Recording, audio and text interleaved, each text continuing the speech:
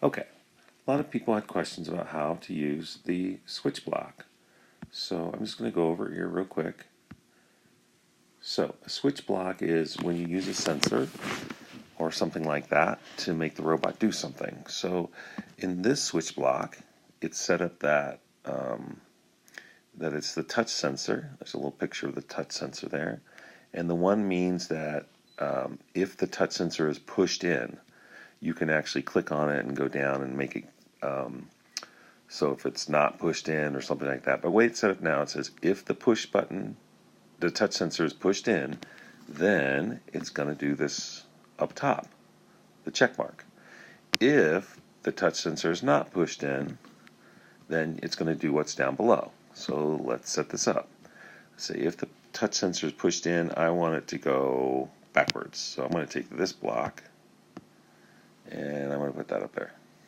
Okay. And if the touch sensor does not get pushed, I want it to go forward, and maybe I want it to turn to the left. Or maybe I want it to turn on this motor. Okay, so if I read this, this is saying if the touch sensor is pushed in, then it's going to go backwards to the left. If the touch sensor is not pushed in, or it's false, then it's going to do what's down below. It's going to go forward, and then the medium motor is going to get turned on. And this is how you use a touch sensor or with a switch block.